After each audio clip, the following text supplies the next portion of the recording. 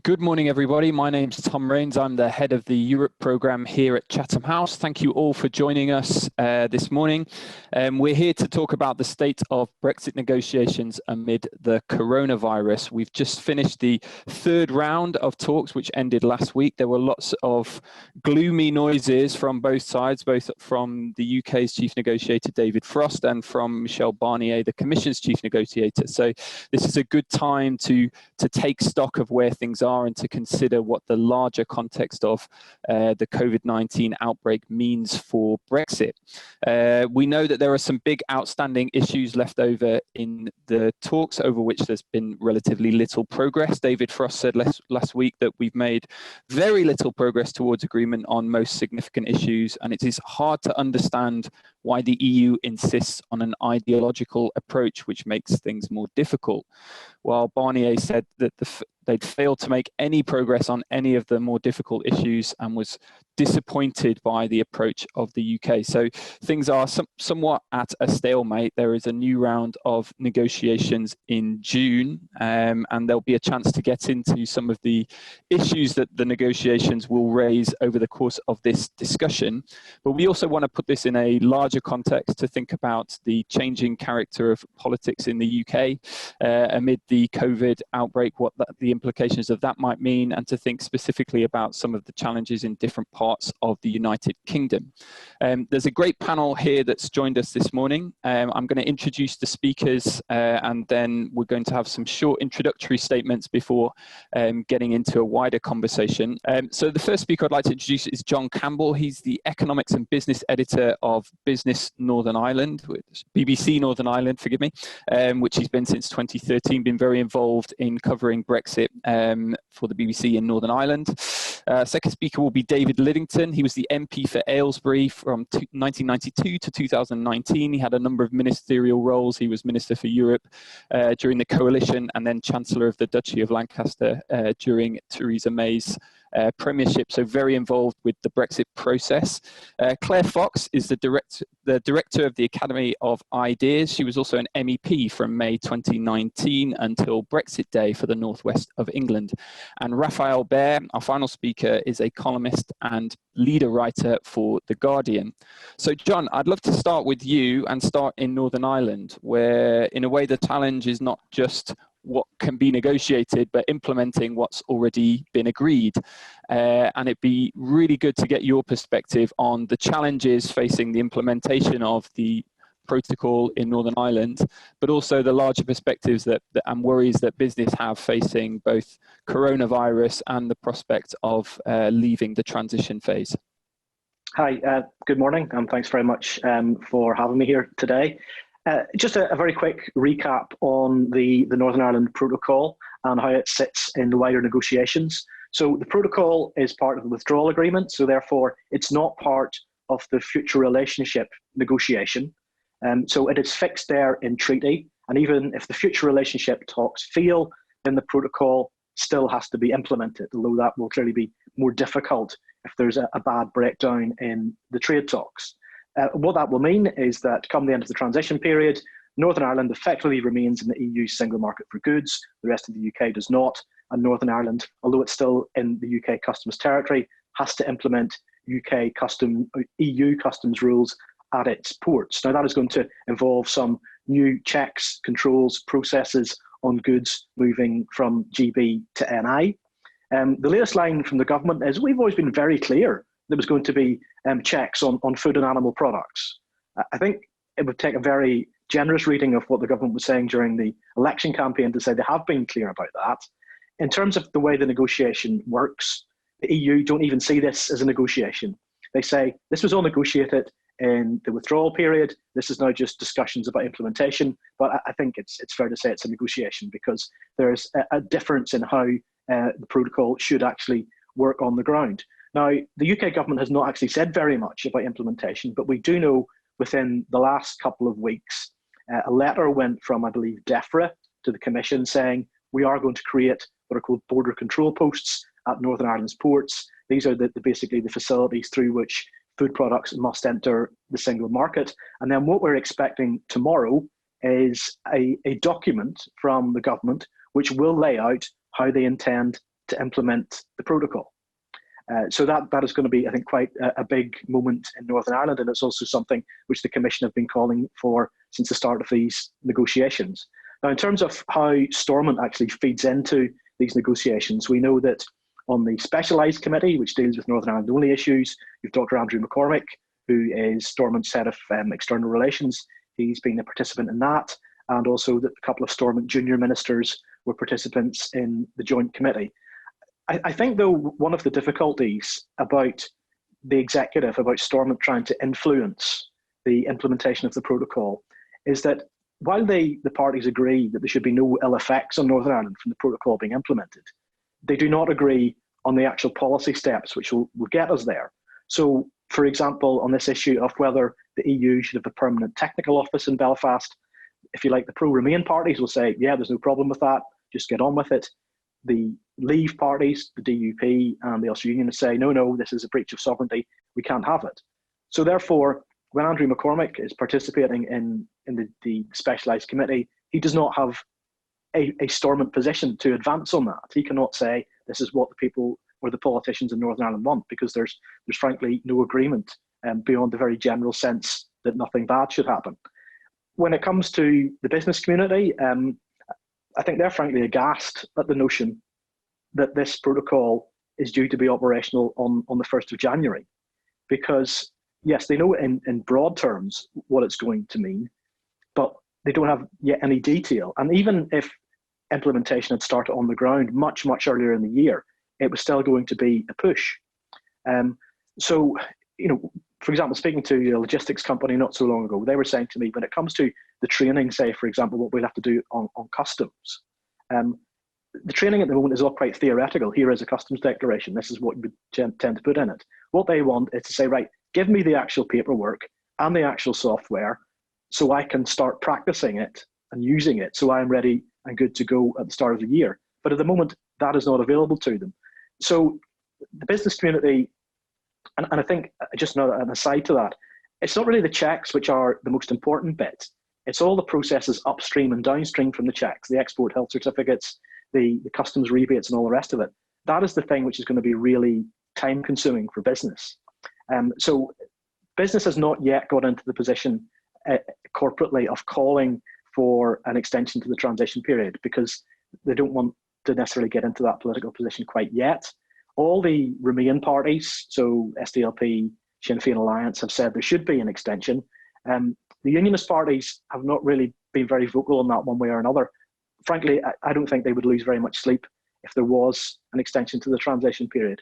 But I think it's pretty clear when you talk to businesses in Northern Ireland, they are going to need something beyond transition, whatever you want to call it, to actually make sure that the systems, which they are going to have to work with, are there and are functional. And then there's one other big open question which you may want to come back to is, let's say the future relationships talks fail, they fall apart, but the protocol still has to be implemented. What is that actually going to look like in practice? And is there any risk that the UK government will say, we know what we agreed, but we are not cooperating with implementing the protocol at this time? John, thanks very much. Raised a lot of important issues there and made clear what a massive challenge the implementation is for business, the degree of sort of potential friction for trade between GB and NI, and some of the difficulties of preparation. Also, this question of extension, which I would like to come back to later on. David Liddington, perhaps I could turn to you now. You're obviously very closely involved with the negotiations on Ireland and Northern Ireland in the first phase of the negotiations, the withdrawal agreement. But I wonder if, please make any comments you'd like on Northern Ireland, but we'd be fascinated to have your view on how you think the government is approaching the negotiations at this point. We know that there are a lot of issues which have been difficult to make progress on, around particularly the level playing field, but also the governance of the future arrangement.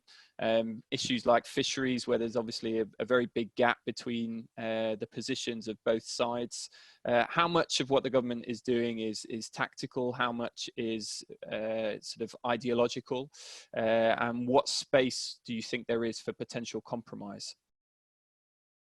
Thanks. I mean, I agree very much with what John Campbell just said in his analysis of the Northern Ireland situation. The one thing I would add is that if you're talking about the practical implementation of the protocol, it's not just, important though this is, how Northern Ireland departments and Northern Ireland businesses need time to put arrangements in place on the ground, but you're things like customs, you're relying on HMRC to have all sorts of systems in place, people deployed to do certain things. And one of my reasons why I'm sort of pretty dubious about how practical it is to have everything ready by the end of this year is simply that these are hard enough challenges at the best of times when COVID has inevitably and rightly diverted huge amounts of ministerial, senior official, operational official time and attention and energy away to dealing with the pandemic.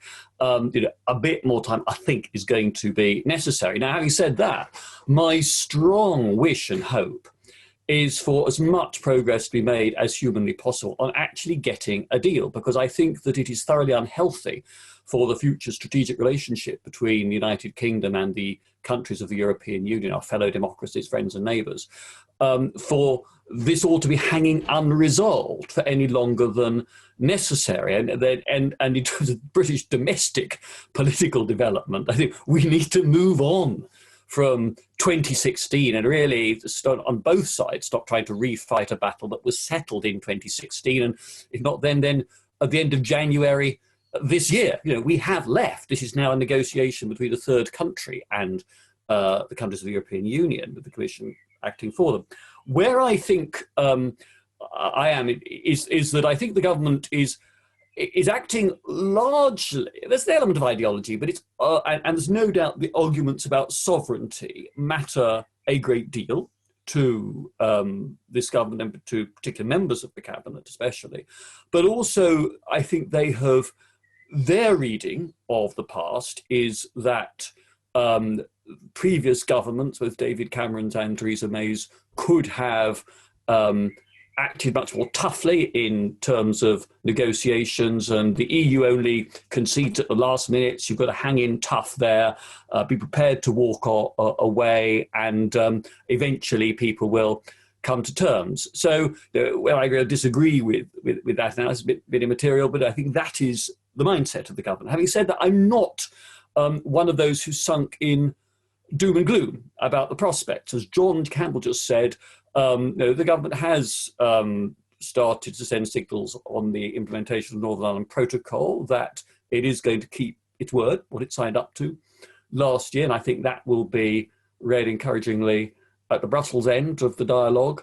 And I think there's some interesting ideas floating around, people like my former government colleague Raoul Ruparel, the advisor on Europe to Theresa May, about perhaps, if not an extension to the negotiating period, then an implementation period. So you get an outline deal before the end of the year, and then you'd have time for those practical measures to be put in place by the various authorities in this country and around Europe for the future.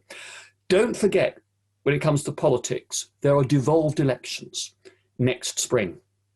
And the Prime Minister will not want to be taking unnecessary risks as far as Scotland and the SNP is concerned. I think the government is very alive to the pressures that the unity of the United Kingdom is under at the moment, and the willingness of the SNP to grab any opportunity to add to their narrative of Scotland being overridden and ignored.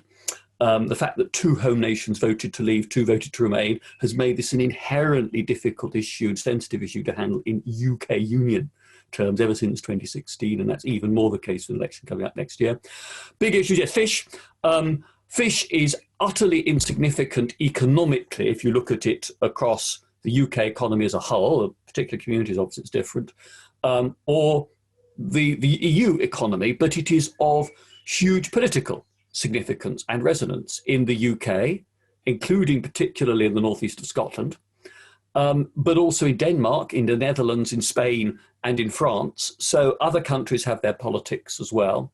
I think that level playing field is clearly important, and that ties into the difference between the UK wanting a Swiss-style series of different self-standing bilateral deals with the EU on different topics, and the EU wanting to have a single association agreement with the UK with the various topics in different strands of that agreement, and therefore it'd be easier from the EU point of view to say the breach of any one of those elements leads to the collapse of those things that might be advantageous to the United Kingdom. So I think there's a clear difference there. I think it's important that those of us like me who were strongly on the Remain side in 2016 don't get all starry-eyed about the EU's position. There's a lot of sort of ex-Remainer commentary I read that is just very critical of the UK government, and I'm perfectly entitled to be critical of the UK government. But actually, the EU is not being reasonable in saying that for all time, the fisheries regime should be maintained with exactly the same access rights as when we were a member state. And similarly, I think that when it comes to single market rules, then you've got to have everything. Well, actually, I think British manufacturers ain't going to shift from following EU rules for the future. It's not in their interest to do so. Services is a very different matter. And I remember when we were a member state, we had to argue and get special rules for our financial services simply because it was so important to our economy. It was a vital national interest, and the others recognised that. And if we're outside, we don't have a vote. Actually, I'm not in favour of us automatically signing up to every rule that comes out of the EU single market, particularly on services, when it might move in ways that are inimical to our national strategic interests. And I think the EU is also being unreasonable on justice and home affairs stuff. We all have a common interest amongst the European democracies in uniting, sharing information about terrorism, against serious and organised crime.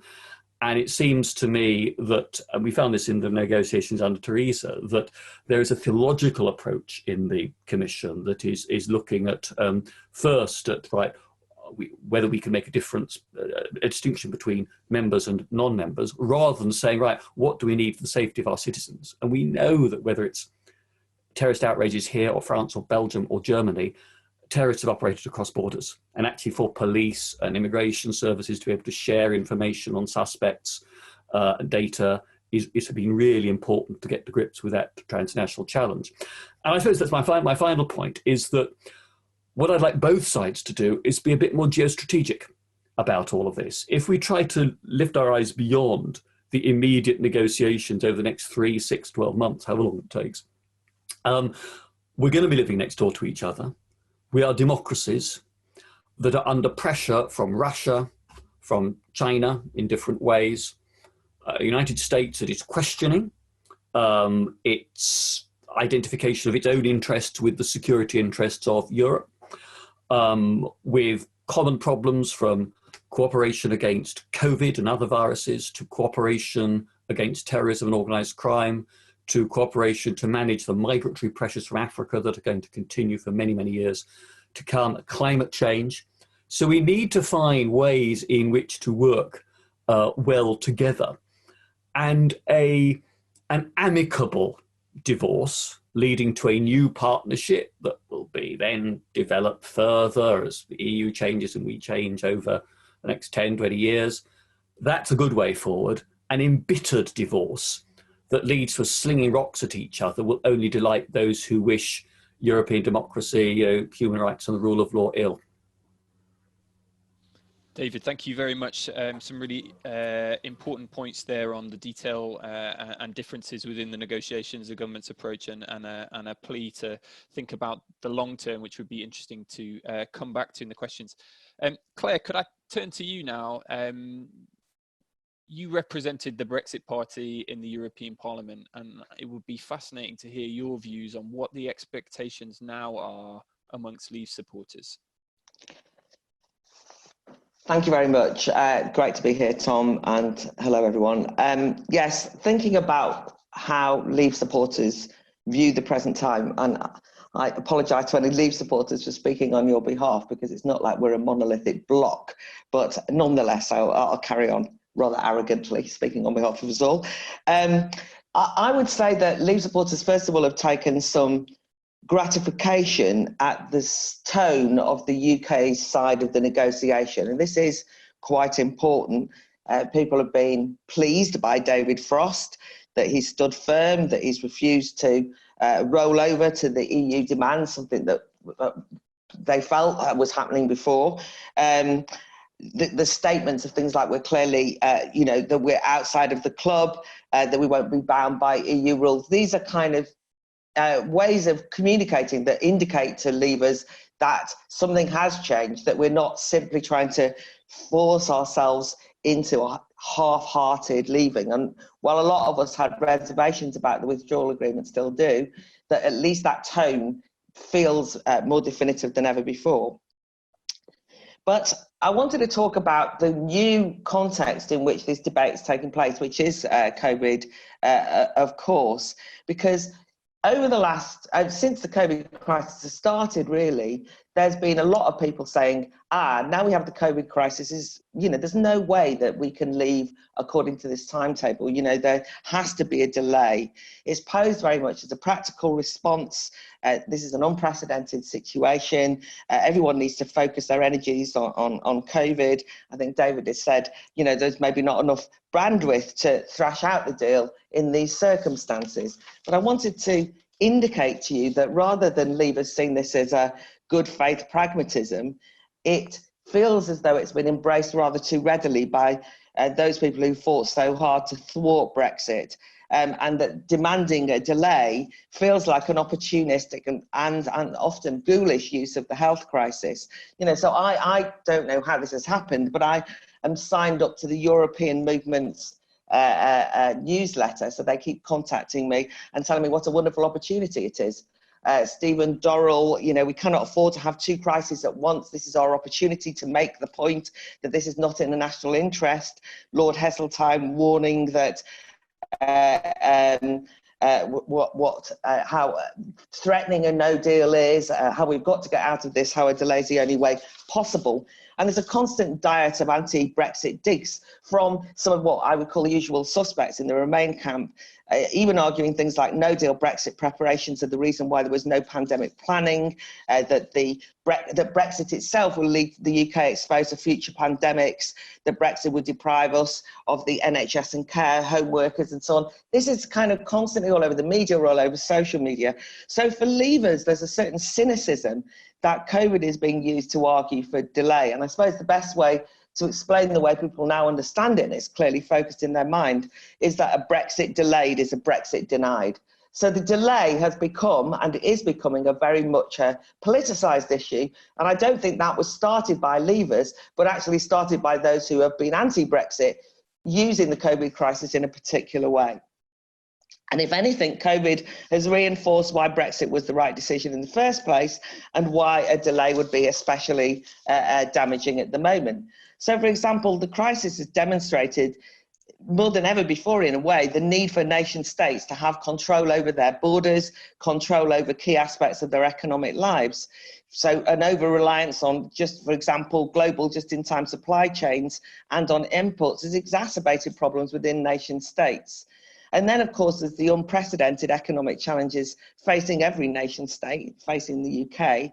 And so, in some ways, one of the things that's happened is that the kind of Project Fear projections of economic Armageddon that people were talking about in relation to a frightening prospect of no-deal Brexit before January just doesn't bite home in the same way, because here we are in the midst of a real-life economic devastation facing us.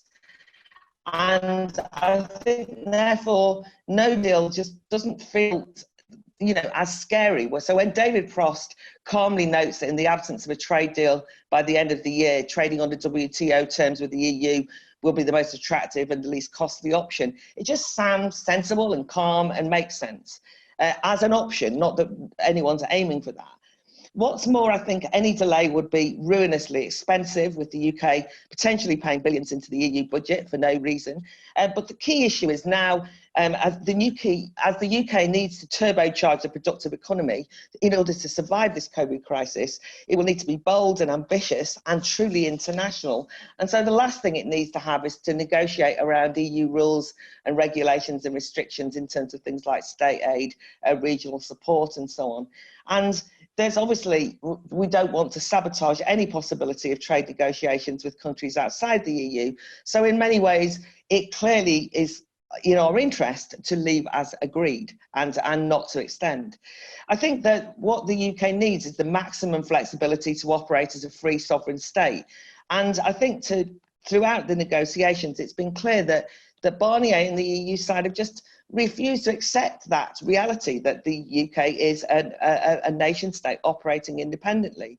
The irony here, of course, is that most of the measures taken by member states to deal with COVID-19 have actually broken and flouted all of the rules set down by the EU.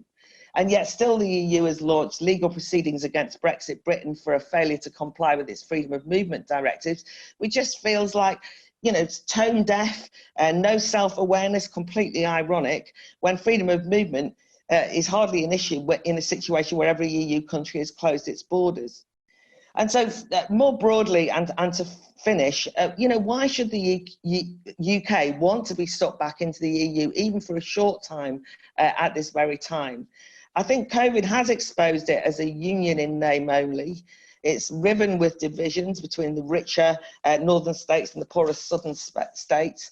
Despite the newly announced €500 billion post-COVID reconstruction fund, which Merkel described as a colossal act of solidarity, actually solidarity has been rather thin on the ground. And that solidarity fund has only emerged after Macron warned that COVID-19 was, quote, a moment of truth for the EU in which it could unravel the whole union. So I think that you can't say that this is a stable union. And if you look at the bitterness of, for example, the Italians, that at this moment of crisis, they felt abandoned, that 67% of Italians now consider being part of the EU a disadvantage. Of some of my mates who are Italian, who have absolutely been hostile to my Brexit stance, now telling me that I was right and that I made the right call and they want to get out of the EU.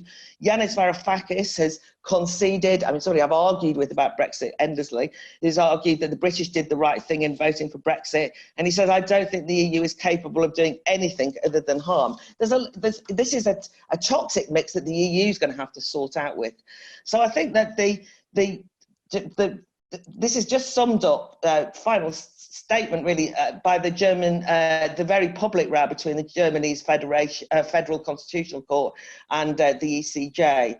And I think that has revealed not only just a reluctance by the Bundesbank to bail out the European Central Bank, but that member states' national sovereignty is at odds with EU membership, which everyone has always denied when I was an MEP. But actually, the EU itself has made it very clear that the EU takes primacy. Ursula von der Leyen says the final word on EU law is always spoken in Luxembourg, nowhere else. That's fine. But then why would the UK, which voted to leave democratically in a huge show of democratic involvement, why then would the UK shackle itself further to the ECJ and anything to do with the EU when basically it is an affront to democratic accountability and national sovereignty?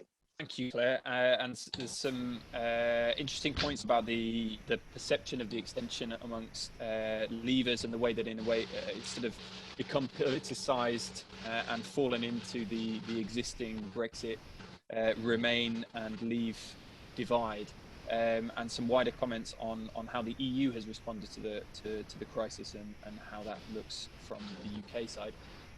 Raphael, perhaps I could come to you now. It would be fascinating to hear your perspective on sort of the wider context for these Brexit negotiations now. Obviously, we're going through this extraordinary political, health and economic challenge of COVID, which has been a massive test for this government, which was relatively newly elected only months before this with a very large majority, now faces a different opposition leader. Are we operating in a new political context now? Are there going to be lasting ramifications that affect Brexit, or that Brexit will be changed by the COVID context? The short answer is yes. I mean, a lot of what I wanted to say has been covered already, and I'm sure you're keen to get onto the Q&A, so I'll try and be really brisk. I mean, the essential thing, the change of context before we get to COVID, is the 80-seat Tory majority that was won. I think David's absolutely right. The Remain campaign was destroyed, really, as an institutional force. Now, I understand that there's this sort of spectral idea of Remain that still haunts the Leave imagination, and I'm sure there are people in the European movement who are, and others who are sort of performing the role of the sort of soldiers in the jungle who refuse to come out and surrender. But as an institutional force in British politics, there is no meaningful Remain campaign, and we are a third country. And particularly in terms of the public presentation of that, I mean, again, on Twitter, the culture war still rages, but I think for the overwhelming majority of people, and that definitely includes Leave voters, we've left the EU, Brexit is done. Now, people might want to try and mobilise that, again, as part of a kind of ongoing culture war, but I don't think actually the question of whether or not we should leave the European Union is meaningful now, because we have. And this is particularly important in terms of the new Labour leadership. I mean, Keir Starmer he's a liberal-minded lawyer from Islington who was the most prominent Remain figure in Jeremy Corbyn's cabinet. And he has to essentially scrub that stain from his political brand as part of the rehabilitation of the Labour Party in seats that they lost and that they cannot govern without winning back at some point. So it's simply not in Keir Starmer's interest to position himself as some kind of continuity Remain figure, and he's not going to do that. Also, on top of that, I'd add there is still a very salient argument within the Labour Party and even among people advising Keir Starmer. I haven't had a conversation with him about it personally, but that what we used to call the Lexit position, the left Brexit position, that argues that there is an opportunity outside the EU in terms of all these things like state aid, competition law, where you could actually take policy in a more socialist direction, in such as wasn't permitted by the sort of more market-oriented pan-European single market approach. So don't expect Labour to become any kind of continuity Remain figure. Party force in this. Which means actually much more interesting is, I think, now divisions that were always inherent in the idea of Brexit, but that become more salient when you're really trying to implement it as policy. There was always a slight tension, crudely you could call it, between the kind of vote Leave, liberal free trading idea of what Brexit was, and the more kind of Leave.eu, which was the sort of Farageist strains of nationalist, sort of Donald Trump fellow travelling, as it were, idea of what Brexit should be.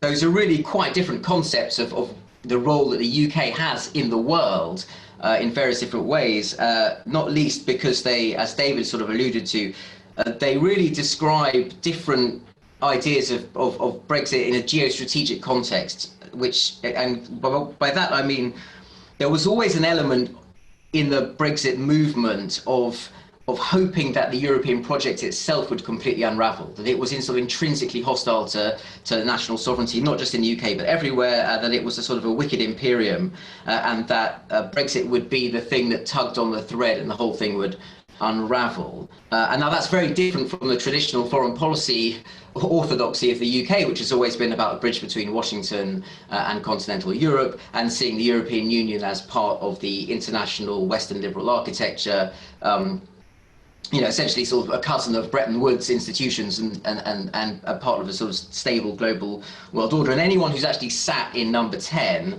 or really had any serious ministerial responsibility very quickly understands the importance of that second concept, and distances themselves quite quickly from the sort of burn everything down, and from the ashes a phoenix of some new world order will emerge radical concept. And the interesting thing, I would say, I mean, Boris Johnson, very cleverly, because he's a brilliant politician in many ways, he has flaws, obviously, but he's done very well at sort of dipping into the rhetorical well of the sort of radical revolutionary Brexit Bolshevism that just wants to burn everything down or gets sort of thrills at the sound of breaking glass, while also, I think, actually being quite classically conservative in many respects. He wants to be Prime Minister. He doesn't want to be the Prime Minister who oversaw the unravelling of, helped contribute to the unravelling of the Western liberal world order. And therefore there is a tension within him, I think, between what is required for a responsible Prime Minister and where he has drawn the energy for his political project from.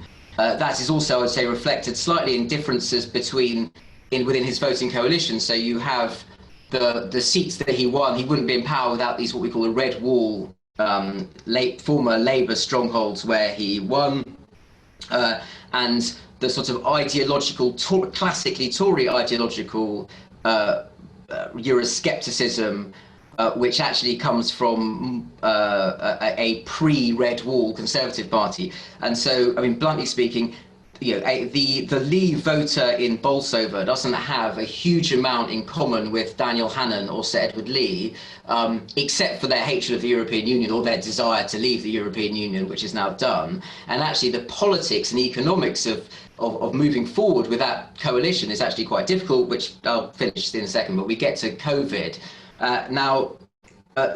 Crucially, I mean, it's one of these things where people will draw the facts and fashion them into evidence to support whatever they felt before, and we heard that very effectively. I mean, David, I think, put forward the view of why you would want a transition, which is about administrative capacity. You've seen the value of international supply chains. There's all sorts of reasons why you might not want to burden a very hard Brexit on business at the end of this year. Claire put forward the opposite view, which is that you need to we're starting with a tabula rasa. The house is burnt to the ground anyway. Let's just build this new sovereign Britain more efficiently without necessarily being attached to the European project. I mean, I have my own views on that, but either way, you can configure the crisis as either a reason to be a bit more careful or as the opportunity to rush ahead further. I think I think crucially, Boris Johnson will be able to see both of those things and will believe both of those things simultaneously. And therefore, I just want to finish with sort of three things that will affect his decision, because it will ultimately be his decision. 80-seat majority, he has all the political capital he needs to do more or less whatever he wants, even if his handling of the COVID crisis has damaged the brand a bit. He's still enormously powerful for a UK Prime Minister. Scotland, absolutely, as David said, that will be crucial. He doesn't want to be the last Prime Minister of the United Kingdom. What the economy does in those red wall seats. So will he actually, in consultation with Rishi Sunak, think the kind of Brexit that I want to do, or even if we can't get a deal, crashing out quite hard in December, will do things to those voters who are Boris voters more than they're Conservative voters. That means they won't stay with me. And if he's worried about that, he'll want to delay a little bit or have more time. And then the last one, obviously, is the US presidential election. A Trump second term, in terms of what that means for that liberal Western world order, is so different from what it would mean if you've got a Biden presidency, that the frame in which the UK is orienting itself in that changed world will trickle straight back into the Brexit negotiations. Raf, great points. Thank you very much. There's lots in there. And I'd like to encourage everyone who's watching to keep sending in your questions. I'm going to turn to some of those now. You can do it via the Q&A function, and you can also like other people's questions if you particularly want them to be answered. I want to start and going back to this issue around the decision to extend. It's one of the top questions that's been asked here from John Pete. Opponents of extension say we should pay huge sums in budget contributions and maybe even towards Eurozone bailouts. That is one of the issues and challenges that come out of a decision to extend, that the UK would have to come to some kind of budget settlement in order to remain a member of the single market in the transition phase. David, do you think that would be a large obstacle? Do you think how do you think the EU would respond to a request from the UK if it came in June and said, look, we need more time because of COVID? Can we extend, perhaps with some clever legal mechanism that it's conditional, or that it can be, if an agreement is reached earlier, that the extended transition would come to an earlier end than the withdrawal agreement proposes? I think the key point is that for around European capitals, Brexit is seen as at best a second order issue at the moment. It's something that in principle was done at the end of January. They want this sorted, but frankly, apart from COVID, they have got their own sort of EU recovery plan, and we've had the Macron-Merkel announcement in the last 24 hours on that. Those are the things that are occupying their time and attention. Even I remember when I was in government, going to Paris and Berlin, other capitals, and people saying, you do realise that Brexit is slipping down the list of priorities for all of us. You had your decision at the referendum. Frankly, we've got other things that we need to be focusing on. We've got an EU to think about after you've gone. So I think they would be pretty relaxed about it. They would want to, I believe, have a sense that we knew what the extra time was to be used for. So I think that it is still important that the negotiators press on as hard as they possibly can this year.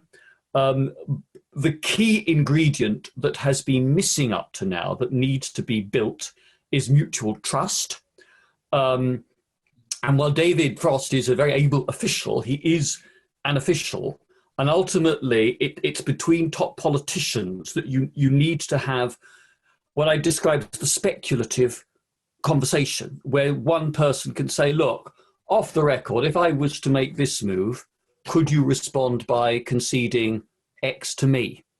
And Boris Johnson can sit down with Ursula von der Leyen or with Angela Merkel or with Emmanuel Macron and have those discussions.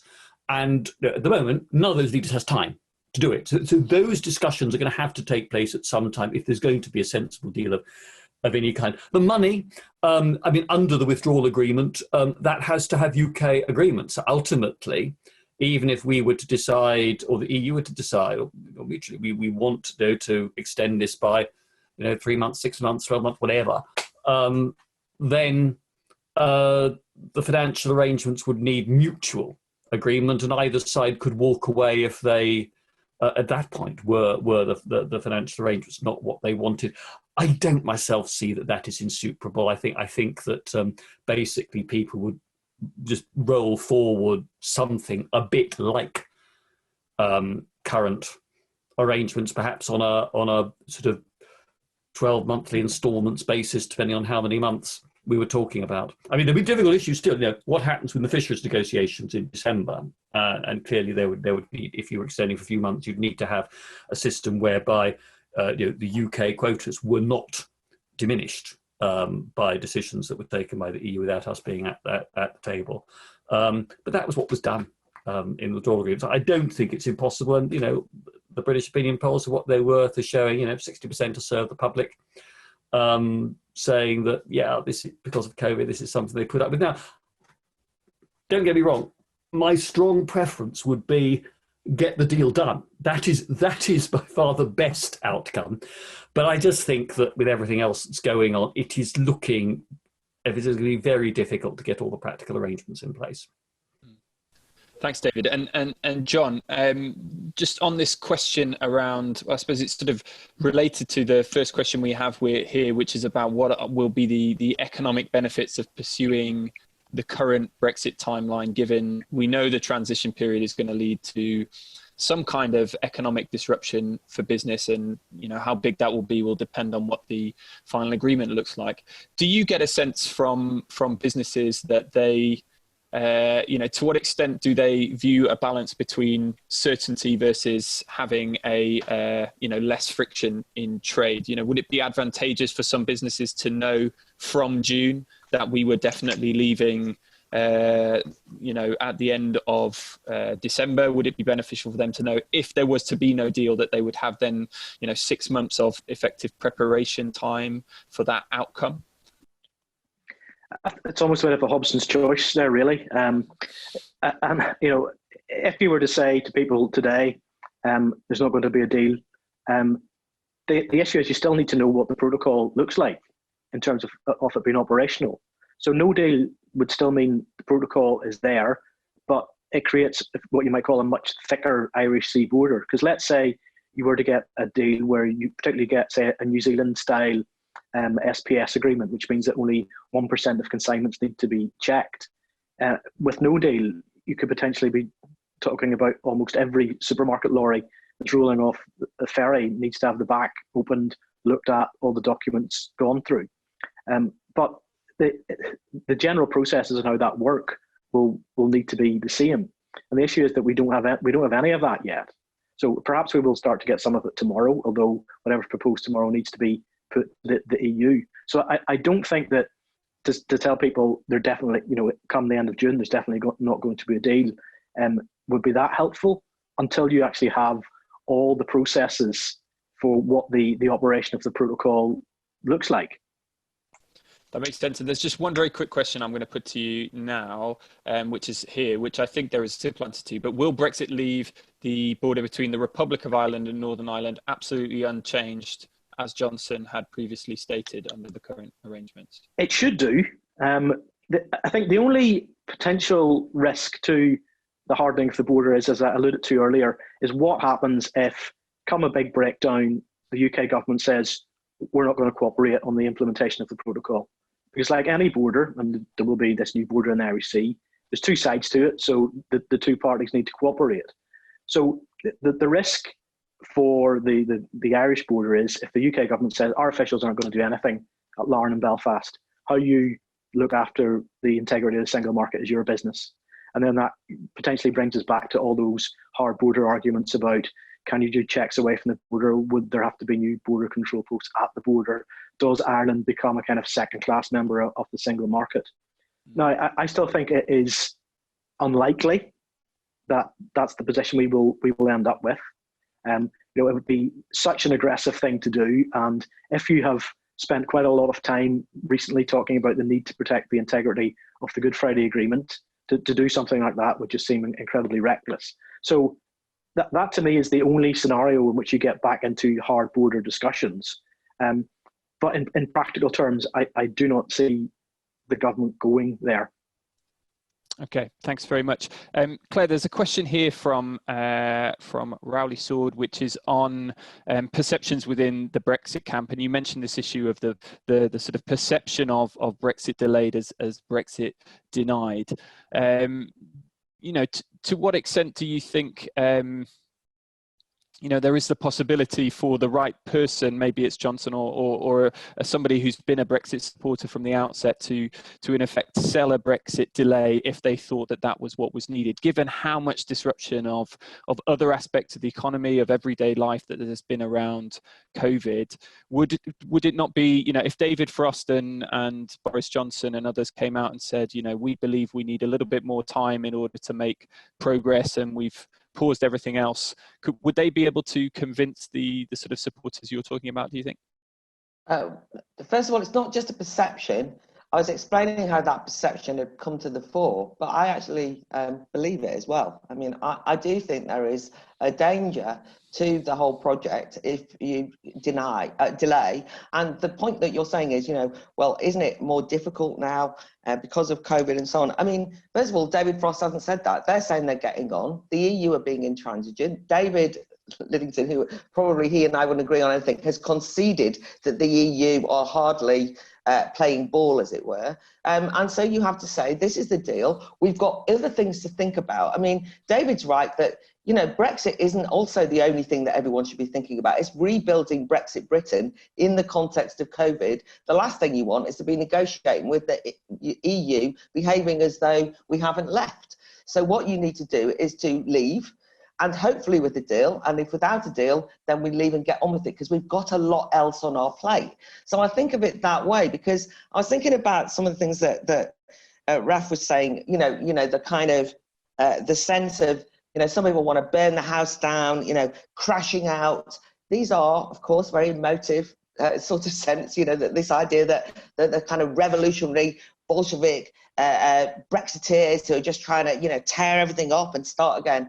I mean, I don't think that's the way it is. I'm much more positive about the fact that people took a decision and wanted to see some very positive things happen. And if you were, you think about that red wall, a Bolsover man, whether he gets on with Dan Hannan or not, I mean, they are capable of understanding each other, and they might actually agree on a few things because they do actually have something in common in relation to sovereignty and democracy. But I think that what all of those people now are facing is an extraordinary economic challenge post COVID, post our response to COVID, by the way, the lockdown and the continued lockdown, and that's going to require a burst of energy and you know, economic imagination and passion and commitment that I think we need to get on with, right? And all of us need to get on with that. And therefore, I object to this idea that you know, COVID's stopping the Brexit negotiations, whereas in fact what we should be doing is just saying we're going to deal with this because we've got a bigger job on our hands. I also think, by the way, that the nationalism caricature is not right. I was making the point, and I think this is an important point, is every time I talk to leaders, one of the things they most object to is being called nationalists or kind of going inwards and not being outwards. Most of them see themselves as pro-Europe, you know, have an international view, and if you want, you would want to give solidarity to people in Europe who are suffering as a consequence of COVID, or that would be a democratic decision. But what you don't want is to be forced economically to have to join in a bailout. In other words, it's not about saying we don't care what happens to the people of Greece or Italy or people who've suffered. It's about us making that decision. I think that's important because actually it was the EU bureaucracy that's abandoned its own member states in the midst of the worst, most terrible crisis, which is why I gave the example of the bitterness in Italy over the last couple of months. You can't underestimate the existential crisis this has brought to the EU. And that's not because I want to see everything down in flames, but it's to note that even the most pro-EU commentators have said, my God, the EU haven't handled this very well. And if you can't be honest about that, then how can I trust people to negotiate on behalf of moving forwards if people are still trying to rewrite the EU's role in what's happened in relation to COVID? Thanks, Claire. Raf, I'd like to bring you in now. And Polly, I don't know if you have a particular response to those, but there is a question here from John Galani, which is about the degree to which you think that there might be flexibility from the EU side, given that there isn't common ground, and to what extent does that sort of reflect the fundamental differences and different legal approaches of the different sides? Can you see much space for flexibility in how the EU side will approach these negotiations, or where does the balance of flexibility to reach a compromise have to come from? I think there will be an understanding increasingly as time goes on that. I think, first of all, I think there is already an understanding that the final Brexit outcome is not going to be anything like the one that 18 months ago the EU thought the UK might land itself in. So I think it's very important, again, in taking what Claire just said, that there is really no doubt at all that when the UK is going to end up outside the single market, outside the customs union, either with a sort of landing on gravel or landing on smooth tarmac, it doesn't really matter in the sort of long term. It's going to be, thank you, that it is going to be a very different economic relationship and therefore strategic and diplomatic relationship, and therefore almost certainly these questions, the really, really difficult questions from the EU side, which are CJ-EU jurisdiction and alignment, you're going to have to find some kind of fudge that recognises that the UK cannot simply take CJ-EU rulings onto its statute book directly. That's not going to happen because the UK will not tolerate that, and therefore whether or not that means you can sort of launder CJ-EU decisions in such a way that it becomes a sort of a sovereign decision that the UK made for practical reasons, in recognising that all its businesses basically want to be aligned with EU regulations over time.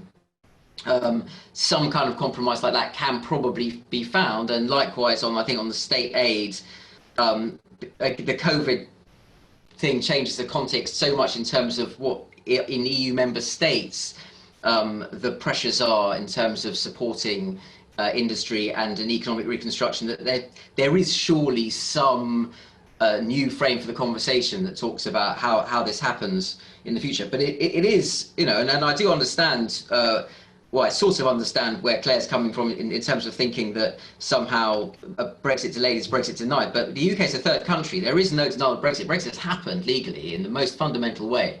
And therefore, ultimately, the more you want to compromise and come up with some arrangement that allows those people in the EU who are going to understand UK, big country on our border, has a lot to offer in terms of security cooperation, still a serious market. The non-fishery countries who might think, why are we getting so hung up on, this is basically French fishermen dictating a really extreme position that makes it very hard for us to compromise. All that stuff can sort of be worked through. It is genuinely hard to do that between now and, realistically, you're talking about October, November if you want to get the ratification done. So I honestly think it's quite important, if you want the EU to compromise, it actually makes more sense to have a little bit more time so that those diplomatic processes, when we're out of a kind of global, when you're not having to negotiate like this through Zoom, which is really hard, you do just need a bit more time. But I don't think it's beyond the realm of imagination. That's great, Raf. Thanks very much. We are coming up towards the end of time, not the end of time, the end of time for although Brexit and COVID can make you feel like that, but the end of our discussion this morning. I want to try and sneak in one final question. It relates to some of the issues that Raf raised in his comments on the sort of wider strategic context, and also your comments, David, about the importance of the longer term relationship. There was this one of the questions that's come up that nobody's mentioned NATO and the kind of European geostrategic interest, a question about the UK's position in the world and our kind of relative sort of medium size compared to much larger economies like the EU, the US and China. David, perhaps I could ask you to finish on this question. Do you think that there is the chance that both sides come to view this negotiation in those more strategic terms that you talked about? I think you can see, for example, the UK has sort of been.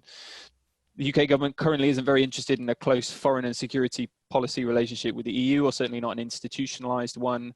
It's all very focused on the details of the trade and economic partnership and the legal construction of that, rather than on the wider security strategic relationship between the UK and the EU. Do you think that can change? And if something as large as COVID isn't going to shift perceptions, what might do it? Oh, I think it can change, and it's very much in our interest nationally and the interests of other European countries that it does change. And you see some of this. If you look back at what President Macron has been saying about a Europe of circles, where he speculates about the gradual evolution of a system where you have tightly integrated Eurozone countries and around them other member states who are in the single market but not in the Euro, and then around them countries like us, the Swiss, the Norwegians, who are not in the EU but still have sort of certain privileged relationships, close relationships with the EU, and then perhaps the Western Balkans. So and they're not all obliged. This is the key insight. They're all obliged to go for the same pattern of integration. So some of those ideas are not too different from what British politicians of all parties have said in the past about a flexible Europe, Europe more like a Commonwealth, a variable geometry Europe, and so on. So there's interesting ideas there. But I think NATO will remain important. One consequence, though, of our leaving is that already we see the 27, without the British veto, now moving towards closer defence integration, for example, with defence industries, than we wanted to see and we always blocked in the past. That will happen. And I think part of the reason I want to see a good strategic partnership between us and the EU is I think it's important that that EU heft doesn't seek to duplicate NATO, but to complement NATO. The Americans will want the European powers to work more effectively, to spend more on our mutual defence and to do more, to exercise more leadership. And there'll be some things outside NATO's remit. A lot of the strategic work that needs to be done in Africa, for example, which will affect our interests, means getting development, peacekeeping missions, climate change work, governance building work to be focused in a complementary fashion with the different European countries in or out of the EU working closely together for a mutual interest and advantage. And the EU will bring something to the table because significant countries like Sweden, like Finland, in their different ways, smaller countries, Austria, Ireland, that contribute a lot to UN peacekeeping missions, but none of these are in NATO, can actually have a safe space through EU security cooperation when it's just too politically or constitutionally difficult for them to join NATO as full members. So I think the two can be made to be complementary. I think it's our interests that they are. Very much. It is just over time now, so I'm going to have to draw things to a close. I want to say a big thank you to all the panelists for their contributions. We covered a huge amount of territory and detail there, so I'm really grateful for everyone's thoughtful comments, for all of the questions. Sorry that I couldn't get all of them in, or I interpreted them in a certain way to tie several of them together, but we appreciate everybody joining. Please keep an eye on the events at Chatham House. There's tons going on, even if we can't meet in person in the building, which I hope we will be able to do again in the not too distant future. So a big thank you again to everyone for taking part, and I hope to see you again soon.